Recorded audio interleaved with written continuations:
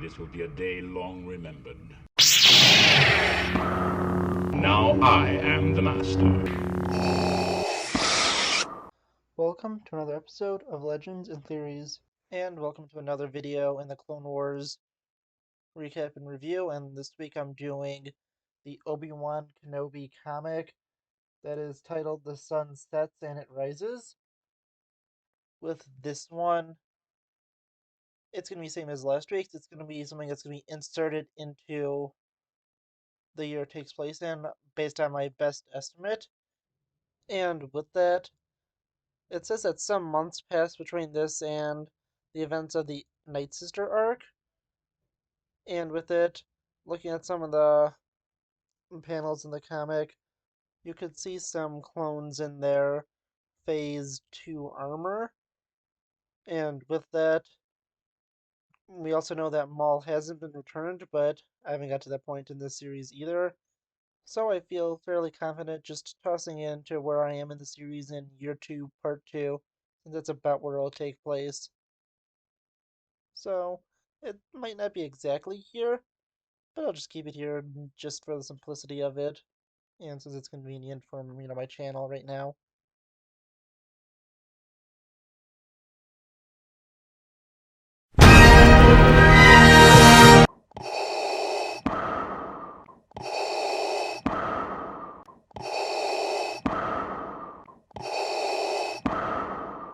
Generals Anakin Skywalker and Obi-Wan Kenobi have been contacted by Republic High Command to go and meet with Admiral Wolf Yularen to speak of a special assignment they have.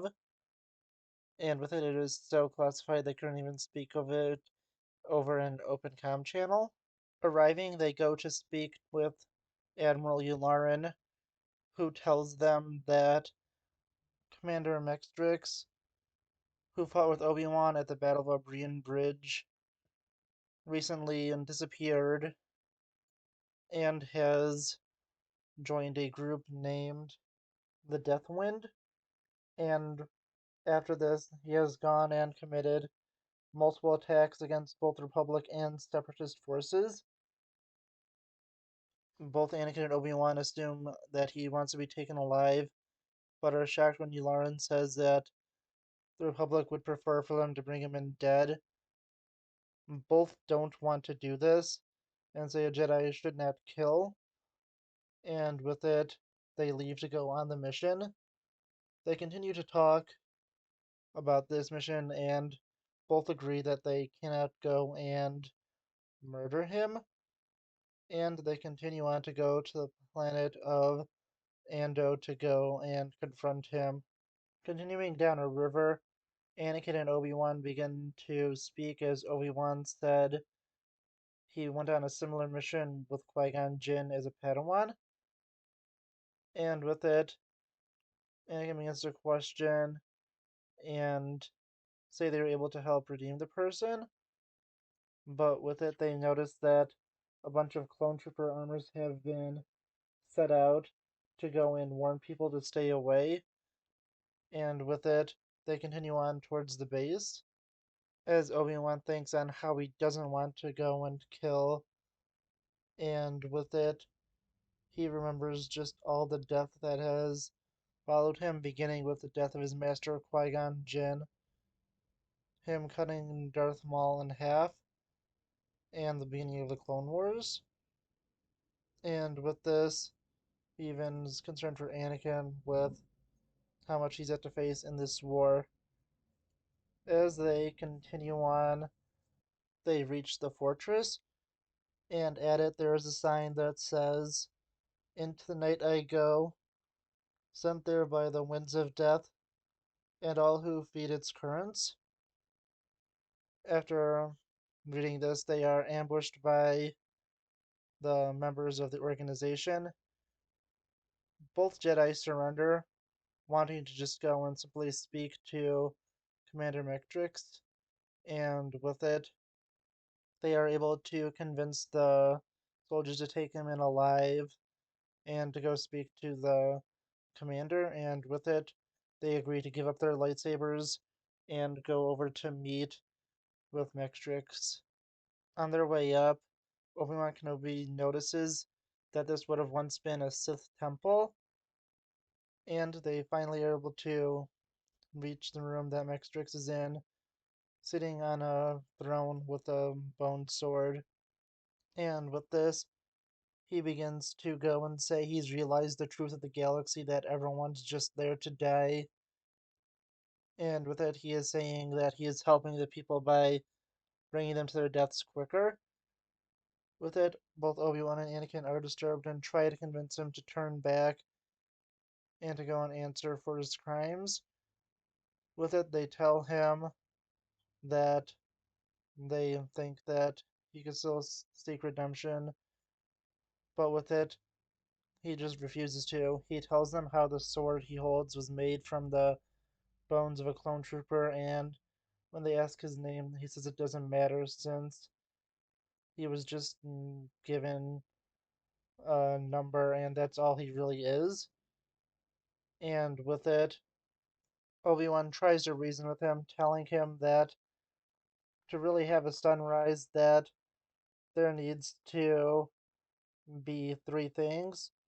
With it, there needs to be the light of a star, the sky of a world, and life to observe it. And Mectrix is completely caught off guard by this, saying that the sunrise will happen with or without anyone to observe it. But Obi-Wan goes and mentions how the sunrise has no meaning without life, and with it he begins to go and mention more people who died in the battle, and with this it angers Mectrix, who jumps towards them trying to kill them. Anakin grabs his lightsaber with the Force and stabs Mectrix, killing him. Anakin immediately regrets it, and Obi-Wan realizes that there was nothing Anakin could have done, and the man was truly lost. And as he's dying, Mectrix explains to Anakin not to hold it against him, and he just wants to go into death. And with this, after he dies, Obi-Wan says that he is home and they need to return to their home. And with that, they go and leave the planet. And the story to this was solid. I really enjoyed the story they had, and I think that they did a good job in writing it. With it, it feels a lot more just for a short comic book than last week's did.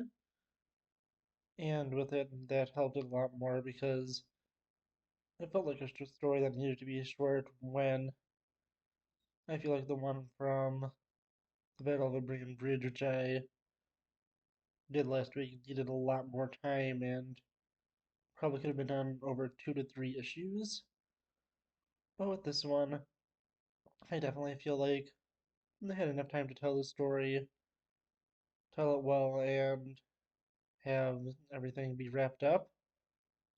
And with it, I think it's an interesting story, and not only has small allusions to Anakin becoming Vader, but also you really get to see just how great the story is, and maybe even Obi-Wan's telling it in the wrong way, because this is him writing in his journal and wouldn't want to let Luke know that Anakin was Vader, so he wouldn't have any hints in it, so he may even change the story slightly, which could be interesting, but I feel like he truthfully retold the story. And yeah, honestly, this is a nice little story. I definitely enjoyed it. I want to know what you think. Let me know in the comments. I'll see you on the next episode of Legends and Theories. Thank you for watching this episode of Legends and Theories. Please subscribe, like the video, share the video, leave a comment, check out the video on screen, and may the Force be with you.